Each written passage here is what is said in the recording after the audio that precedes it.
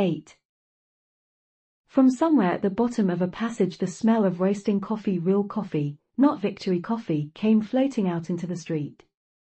Winston paused involuntarily. For perhaps 2 seconds he was back in the half-forgotten world of his childhood. Then a door banged, seeming to cut off the smell as abruptly as though it had been a sound. He had walked several kilometers over pavements, and his varicose ulcer was throbbing. This was the second time in 3 weeks that he had missed an evening at the community center, a rash act, since you could be certain that the number of your attendances at the center was carefully checked. In principle, a party member had no spare time, and was never alone except in bed. It was assumed that when he was not working, eating, or sleeping he would be taking part in some kind of communal recreation. To do anything that suggested a taste for solitude, even to go for a walk by yourself, was always slightly dangerous.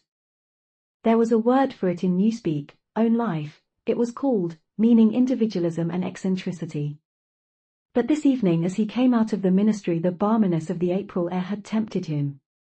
The sky was a warmer blue than he had seen it that year, and suddenly the long, noisy evening at the center, the boring, exhausting games, the lectures, the creaking camaraderie oiled by gin, had seemed intolerable. On impulse he had turned away from the bus stop and wandered off into the labyrinth of London, first south, then east, then north again, losing himself among unknown streets and hardly bothering in which direction he was going. If there is hope, he had written in the diary, it lies in the proles. The words kept coming back to him, statement of a mystical truth and a palpable absurdity. He was somewhere in the vague, brown-colored slums to the north and east of what had once been St. Pancras Station. He was walking up a cobbled street of little 2-story houses with battered doorways which gave straight on the pavement and which were somehow curiously suggestive of rat holes. There were puddles of filthy water here and there among the cobbles. In and out of the dark doorways, and down narrow alleyways that branched off on either side, people swarmed in astonishing numbers, girls in full bloom, with crudely lipsticked mouths, and youths who chased the girls, and swollen waddling women who showed you what the girls would be like in 10 years' time, and old bent creatures shuffling along on splayed feet, and ragged barefooted children who played in the puddles and then scattered at angry yells from their mothers. Perhaps a quarter of the windows in the street were broken and boarded up. Most of the people paid no attention to Winston, a few eyed him with a sort of guarded curiosity.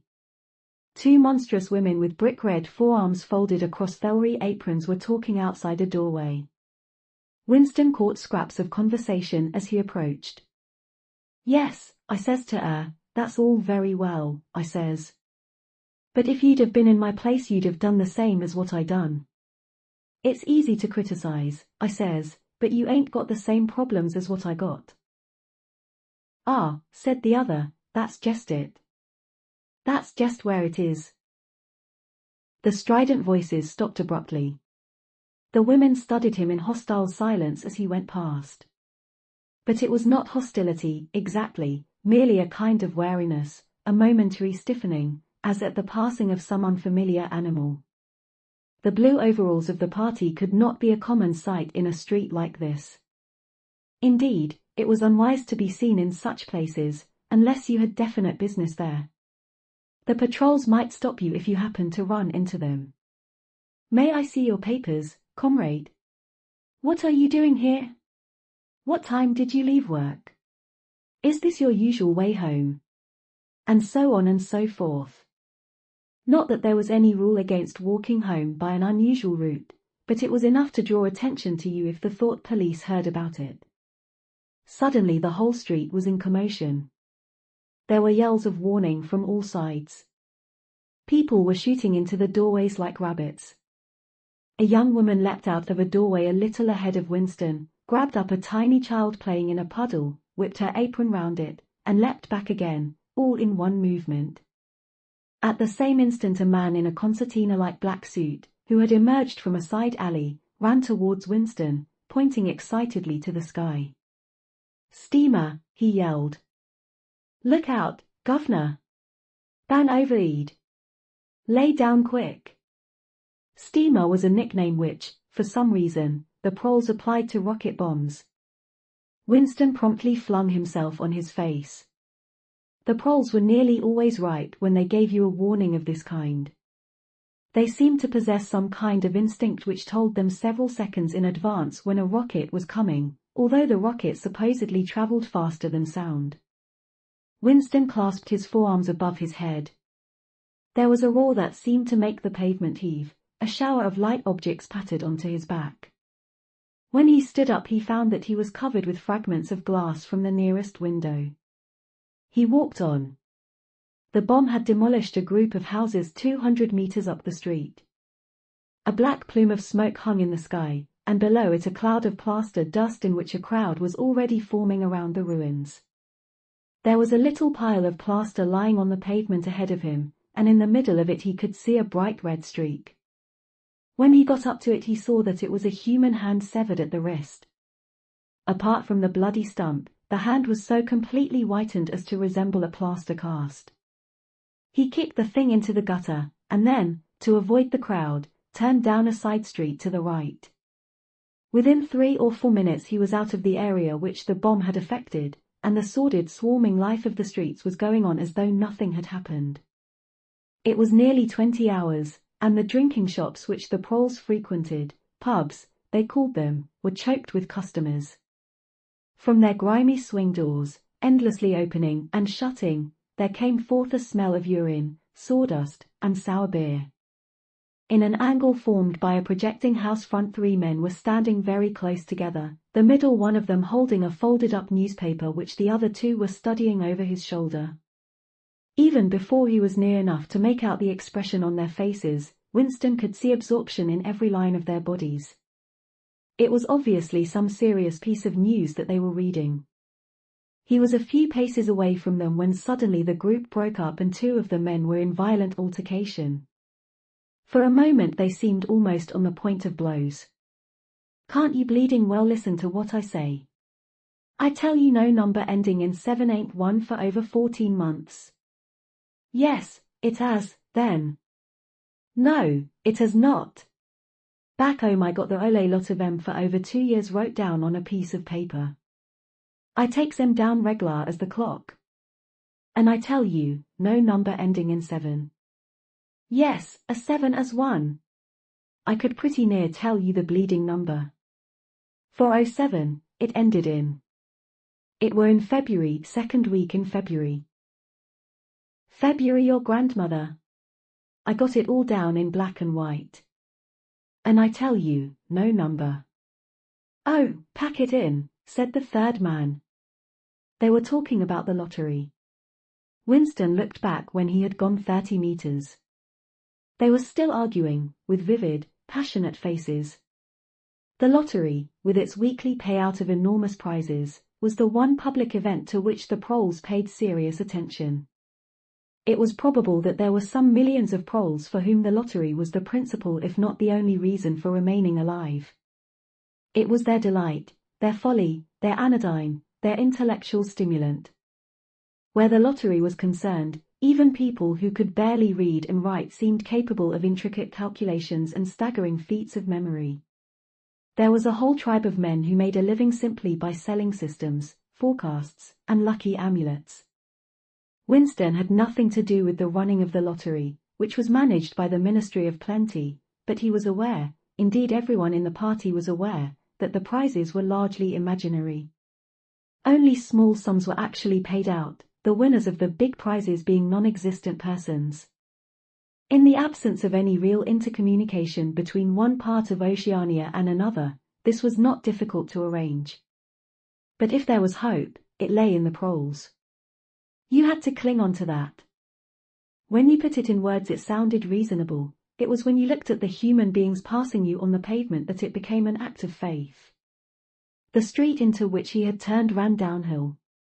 He had a feeling that he had been in this neighborhood before, and that there was a main thoroughfare not far away. From somewhere ahead there came a din of shouting voices. The street took a sharp turn and then ended in a flight of steps which led down into a sunken alley where a few storekeepers were selling tired-looking vegetables. At this moment Winston remembered where he was. The alley led out into the main street, and down the next turning, not 5 minutes away, was the junk shop where he had bought the blank book which was now his diary. And in a small stationer's shop not far away he had bought his penholder and his bottle of ink. He paused for a moment at the top of the steps.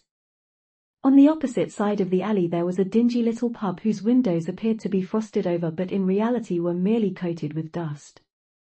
A very old man, bent but active, with white moustaches that bristled forward like those of a prawn, pushed open the swing door and went in. As Winston stood watching, it occurred to him that the old man, who must be 80 at the least, had already been middle-aged when the revolution happened. He and a few others like him were the last links that now existed with the vanished world of capitalism. In the party itself there were not many people left whose ideas had been formed before the revolution.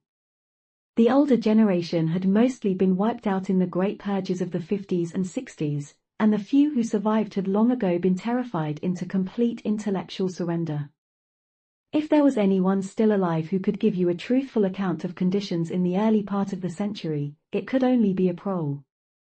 Suddenly the passage from the history book that he had copied into his diary came back into Winston's mind, and a lunatic impulse took hold of him. He would go into the pub, he would scrape acquaintance with that old man and question him. He would say to him, "Tell me about your life when you were a boy. What was it like in those days? Were things better than they are now, or were they worse?" Hurriedly, lest he should have time to become frightened, he descended the steps and crossed the narrow street. It was madness, of course. As usual, there was no definite rule against talking to proles and frequenting their pubs, but it was far too unusual an action to pass unnoticed. If the patrols appeared he might plead an attack of faintness, but it was not likely that they would believe him.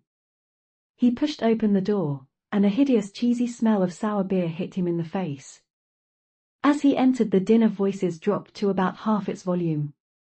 Behind his back he could feel everyone eyeing his blue overalls. A game of darts which was going on at the other end of the room interrupted itself for perhaps as much as 30 seconds. The old man whom he had followed was standing at the bar, having some kind of altercation with the barman, a large, stout, hook-nosed young man with enormous forearms.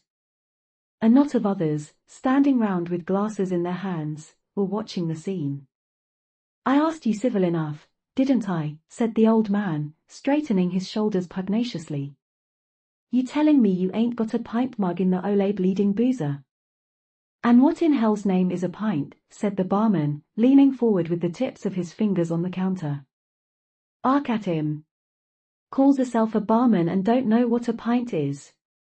Why, a pint's the half of a quart, and there's 4 quarts to the gallon.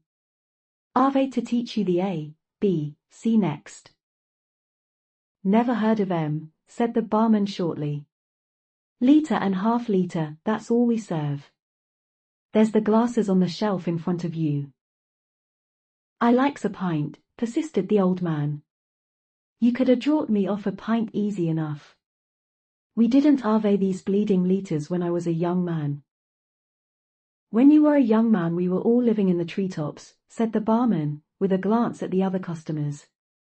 There was a shout of laughter, and the uneasiness caused by Winston's entry seemed to disappear.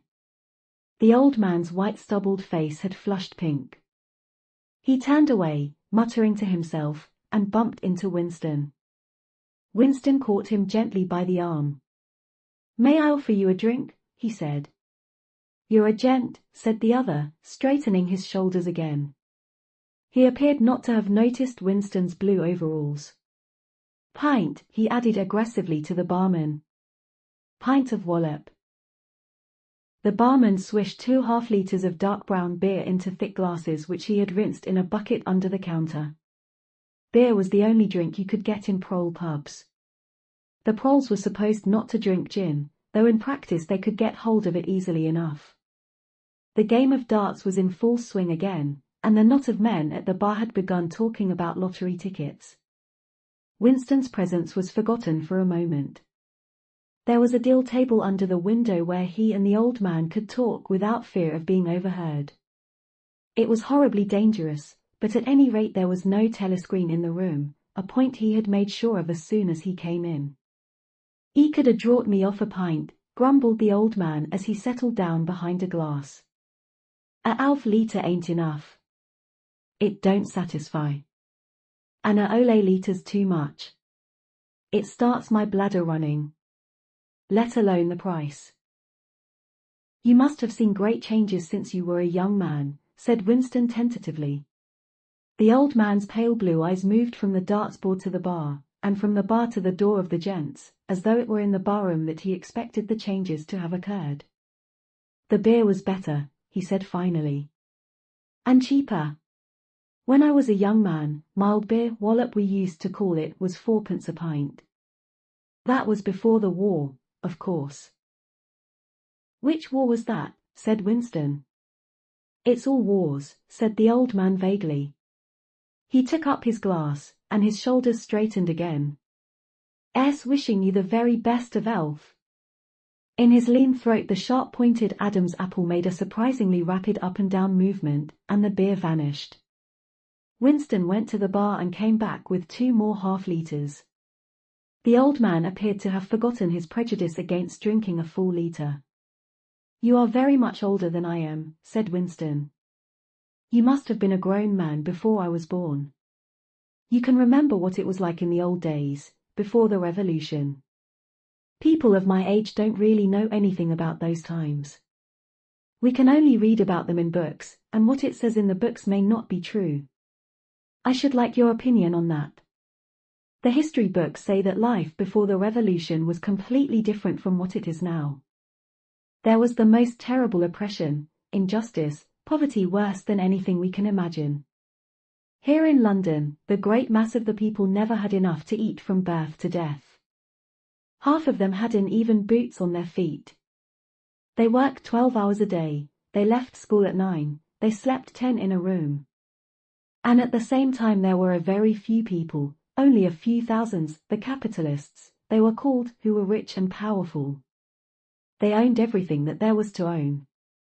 They lived in great gorgeous houses with 30 servants, they rode about in motor cars and 4-horse carriages, they drank champagne, they wore top hats. The old man brightened suddenly. Top hats, he said. Funny you should mention 'em. The same thing come into my head only yesterday, I don't know why. I was just thinking, I ain't seen a top hat in years. Gone right out, they are they. The last time I wore one was at my sister-in-law's funeral.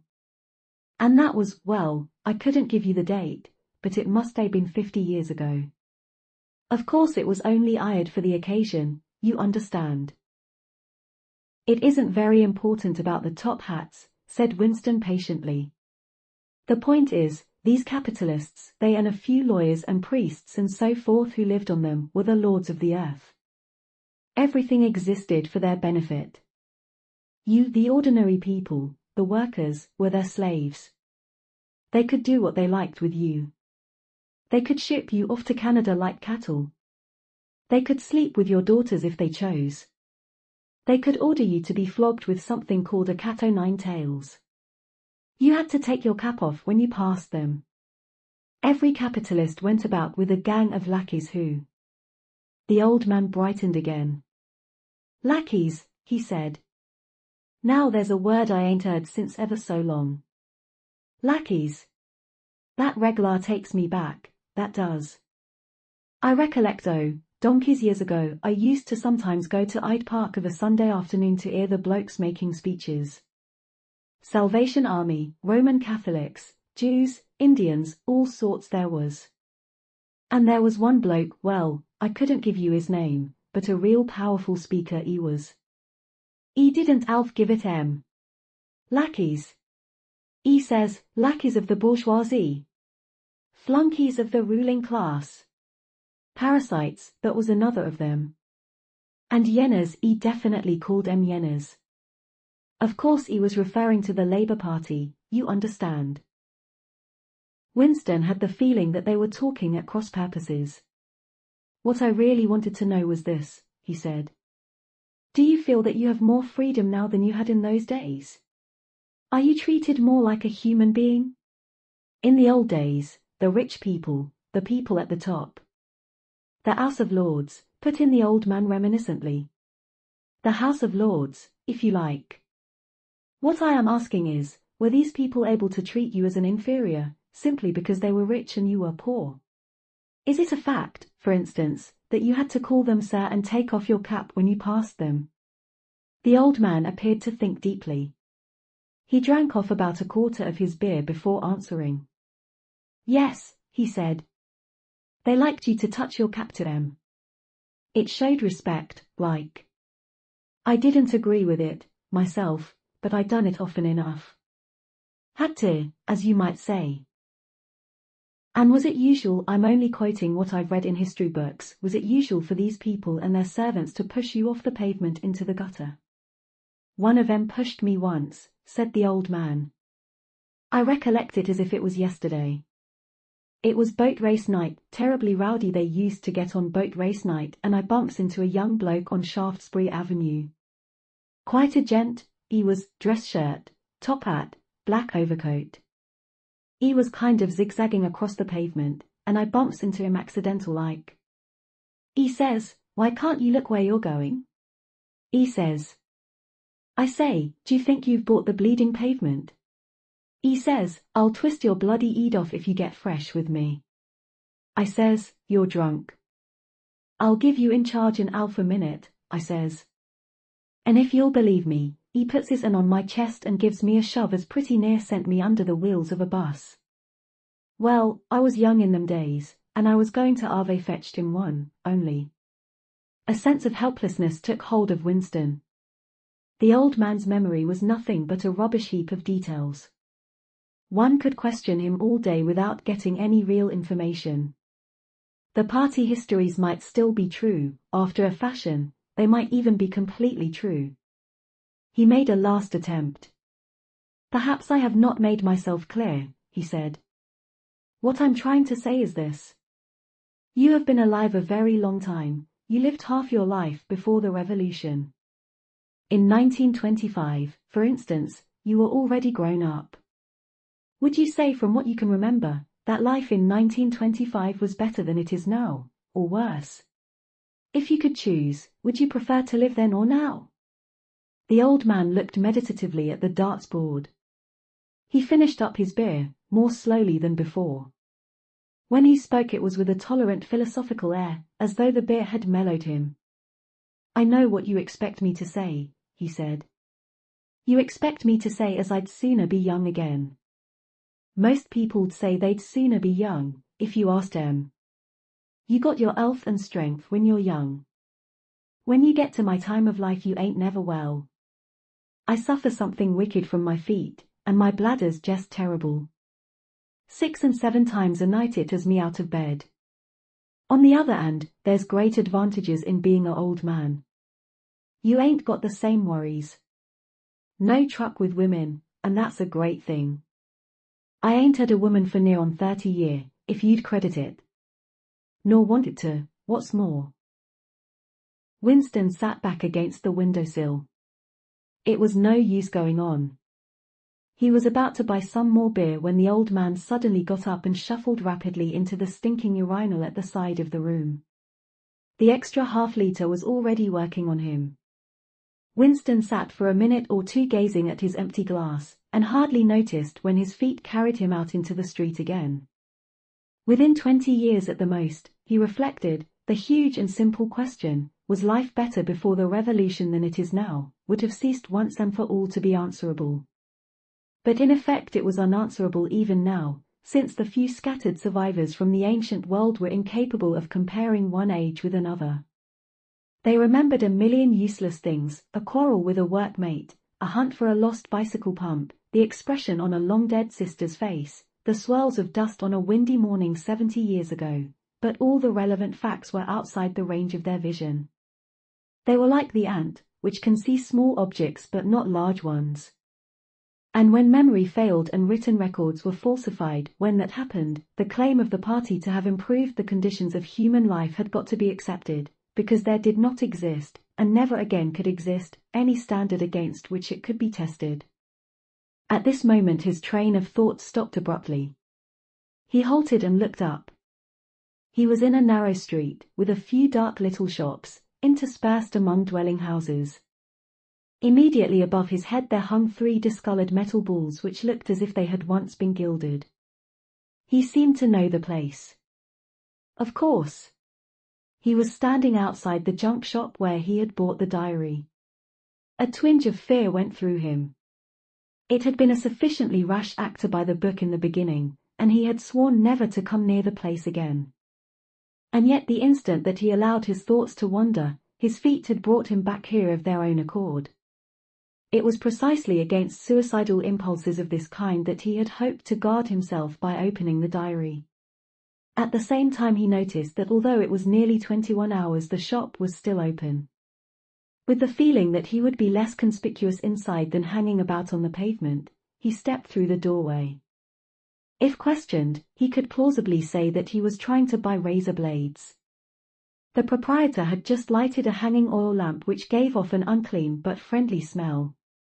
He was a man of perhaps 60, frail and bowed, with a long, benevolent nose, and mild eyes distorted by thick spectacles. His hair was almost white, but his eyebrows were bushy and still black. His spectacles, his gentle, fussy movements, and the fact that he was wearing an aged jacket of black velvet, gave him a vague air of intellectuality, as though he had been some kind of literary man, or perhaps a musician. His voice was soft, as though faded, and his accent less debased than that of the majority of proles. "I recognized you on the pavement," he said immediately. "You're the gentleman that bought the young lady's keepsake album. That was a beautiful bit of paper, that was. Cream-laid, it used to be called. There's been no paper like that made for, oh, I dare say 50 years. He peered at Winston over the top of his spectacles. "Is there anything special I can do for you? Or did you just want to look round?" "I was passing," said Winston vaguely. "I just looked in. I don't want anything in particular." "It's just as well," said the other, "because I don't suppose I could have satisfied you." He made an apologetic gesture with his soft-palmed hand. "You see how it is, an empty shop, you might say. Between you and me, the antique trade's just about finished. No demand any longer, and no stock either. Furniture, china, glass, it's all been broken up by degrees. And of course the metal stuff's mostly been melted down. I haven't seen a brass candlestick in years." The tiny interior of the shop was in fact uncomfortably full, but there was almost nothing in it of the slightest value. The floor space was very restricted, because all round the walls were stacked innumerable dusty picture frames. In the window there were trays of nuts and bolts, worn-out chisels, penknives with broken blades, tarnished watches that did not even pretend to be in going order, and other miscellaneous rubbish. Only on a small table in the corner was there a litter of odds and ends, lacquered snuff-boxes, agate brooches, and the like, which looked as though they might include something interesting. As Winston wandered towards the table his eye was caught by a round, smooth thing that gleamed softly in the lamplight, and he picked it up. It was a heavy lump of glass, curved on one side, flat on the other, making almost a hemisphere. There was a peculiar softness, as of rainwater, in both the color and the texture of the glass. At the heart of it, magnified by the curved surface, there was a strange, pink, convoluted object that recalled a rose or a sea anemone. "What is it?" said Winston, fascinated. "That's coral, that is," said the old man. "It must have come from the Indian Ocean. They used to kind of embed it in the glass. That wasn't made less than 100 years ago.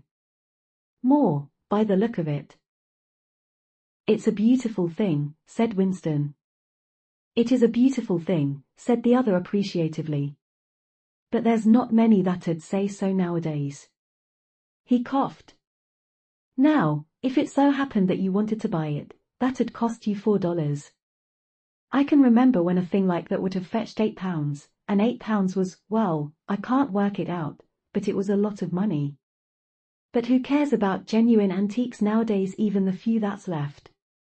Winston immediately paid over the $4 and slid the coveted thing into his pocket. What appealed to him about it was not so much its beauty as the air it seemed to possess of belonging to an age quite different from the present one. The soft, rain-watery glass was not like any glass that he had ever seen. The thing was doubly attractive because of its apparent uselessness, though he could guess that it must once have been intended as a paperweight. It was very heavy in his pocket, but fortunately it did not make much of a bulge.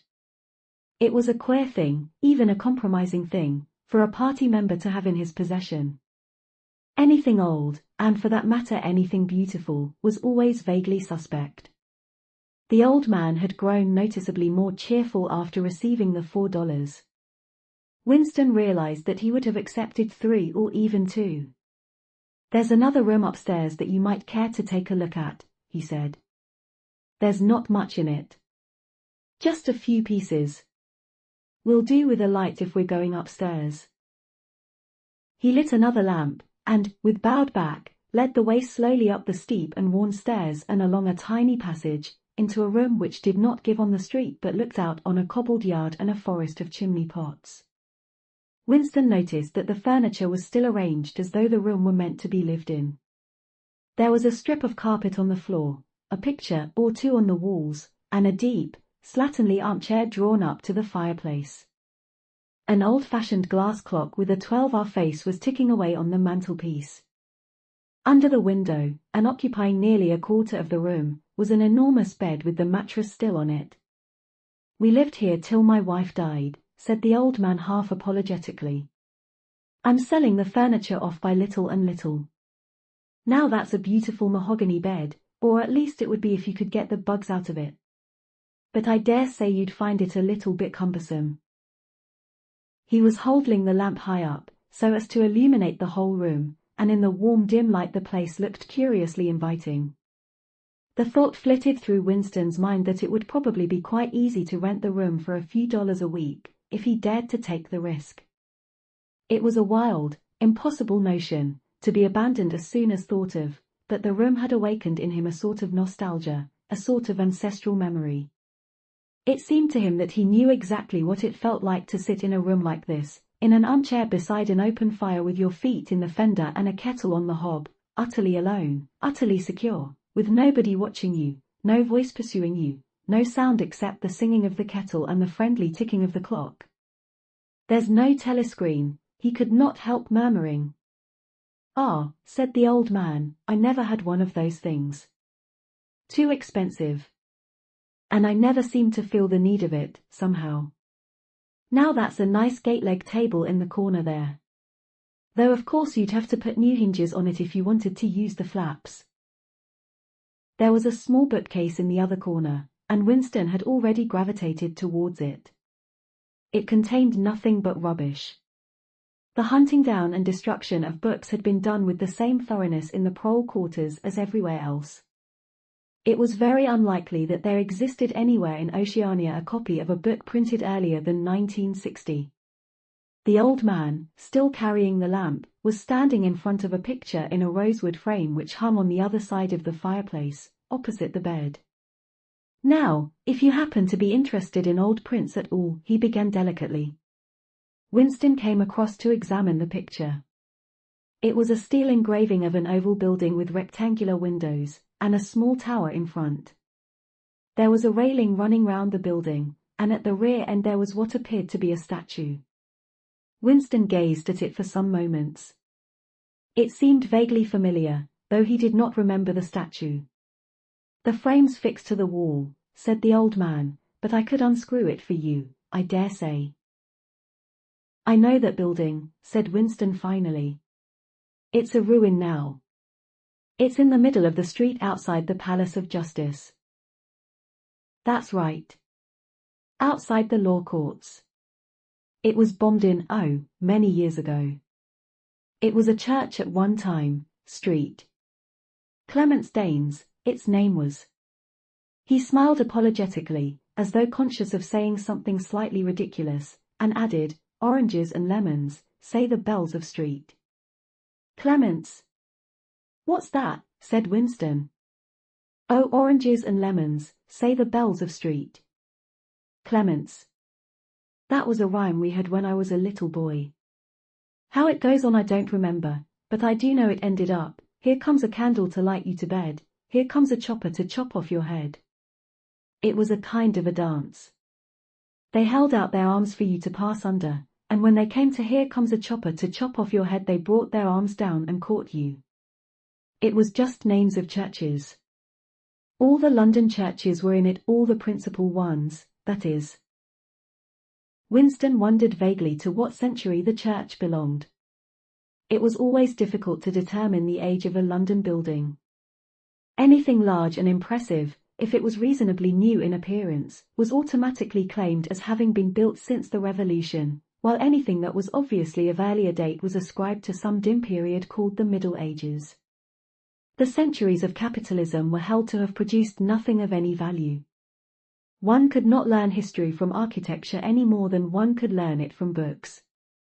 Statues, inscriptions, memorial stones, the names of streets, anything that might throw light upon the past had been systematically altered. "I never knew it had been a church," he said. "There's a lot of them left, really," said the old man, "though they've been put to other uses." "Now, how did that rhyme go?" "Ah, I've got it. Oranges and lemons, say the bells of street. Clements. You owe me 3 farthings, say the bells of street. Martins. There, now, that's as far as I can get. A farthing, that was a small copper coin, looked something like a cent. Where was street? Martins, said Winston. Street. Martins? That's still standing. It's in Victory Square, alongside the picture gallery. A building with a kind of a triangular porch and pillars in front, and a big flight of steps. Winston knew the place well. It was a museum used for propaganda displays of various kinds, scale models of rocket bombs and floating fortresses, waxwork tableaus illustrating enemy atrocities, and the like. Street. Martin's in the fields it used to be called, supplemented the old man, though I don't recollect any fields anywhere in those parts. Winston did not buy the picture. It would have been an even more incongruous possession than the glass paperweight, and impossible to carry home, unless it were taken out of its frame. But he lingered for some minutes more, talking to the old man, whose name, he discovered, was not Weeks, as one might have gathered from the inscription over the shop front, but Charrington. Mr. Charrington, it seemed, was a widower aged 63 and had inhabited this shop for 30 years. Throughout that time he had been intending to alter the name over the window, but had never quite got to the point of doing it. All the while that they were talking the half-remembered rhyme kept running through Winston's head. Oranges and lemons, say the bells of street. Clements, you owe me 3 farthings, say the bells of street. Martins. It was curious, but when you said it to yourself you had the illusion of actually hearing bells, the bells of a lost London that still existed somewhere or other, disguised and forgotten. From one ghostly steeple after another he seemed to hear them pealing forth. Yet so far as he could remember he had never in real life heard church bells ringing. He got away from Mr. Charrington and went down the stairs alone, so as not to let the old man see him reconnoitering the street before stepping out of the door. He had already made up his mind that after a suitable interval, a month, say, he would take the risk of visiting the shop again.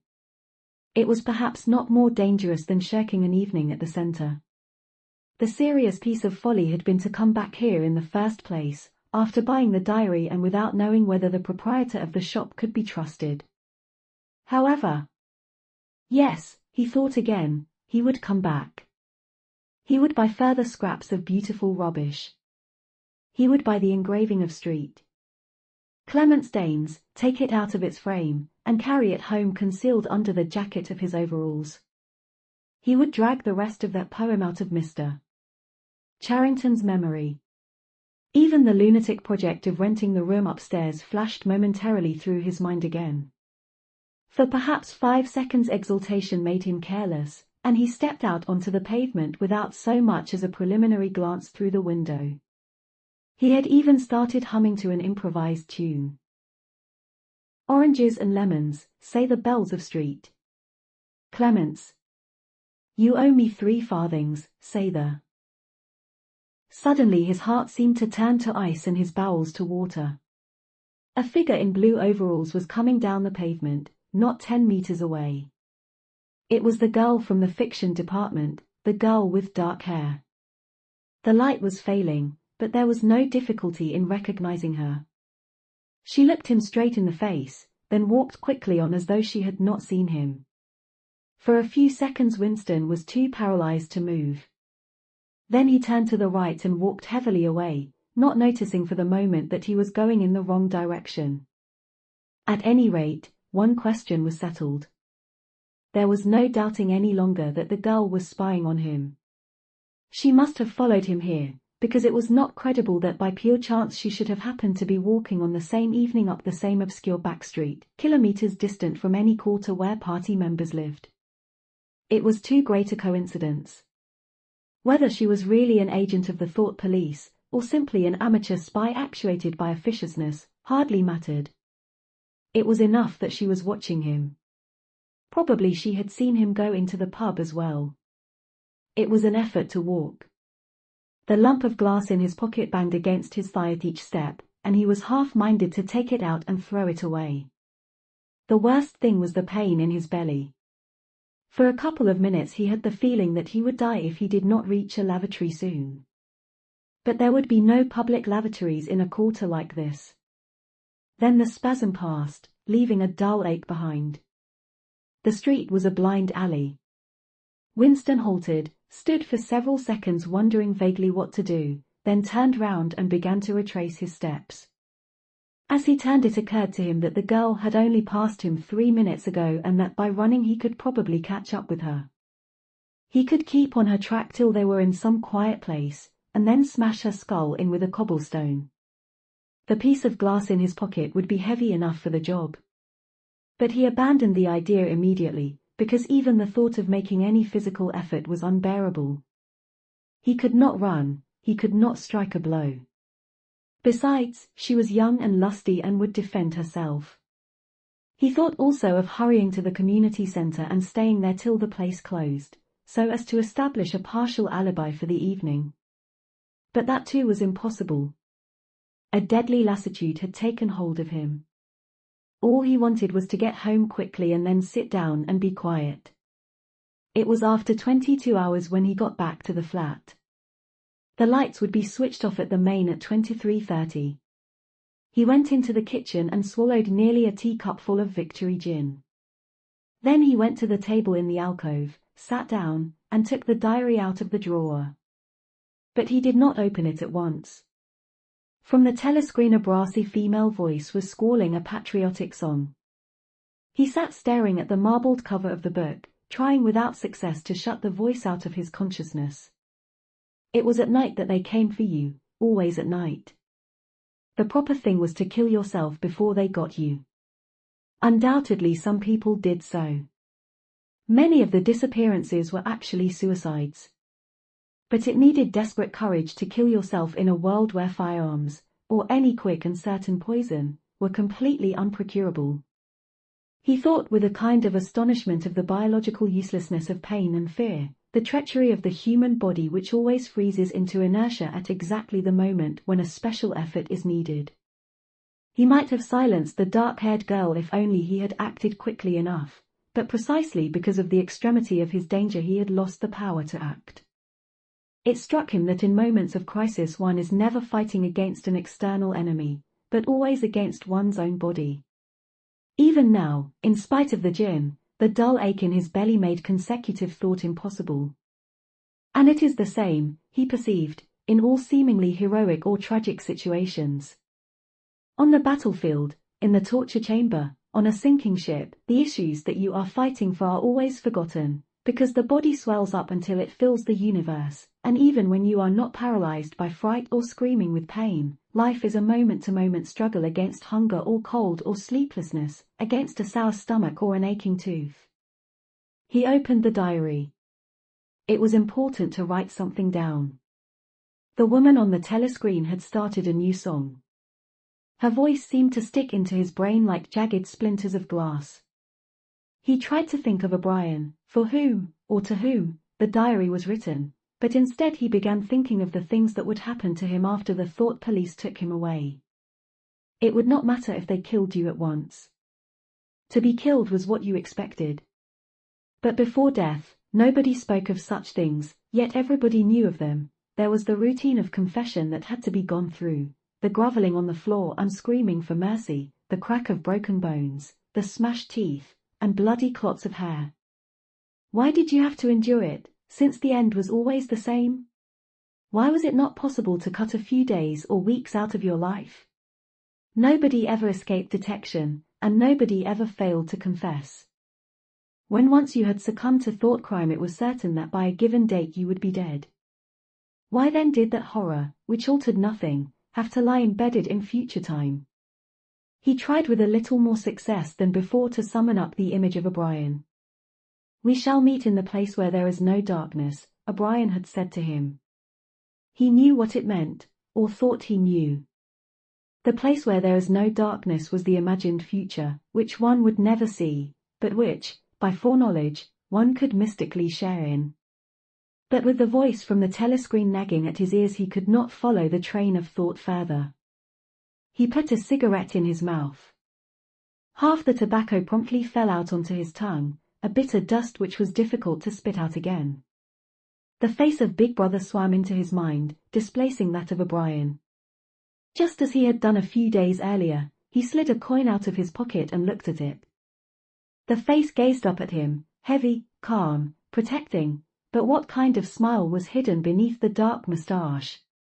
Like a leaden knell the words came back at him. War is peace. Freedom is slavery. Ignorance is strength.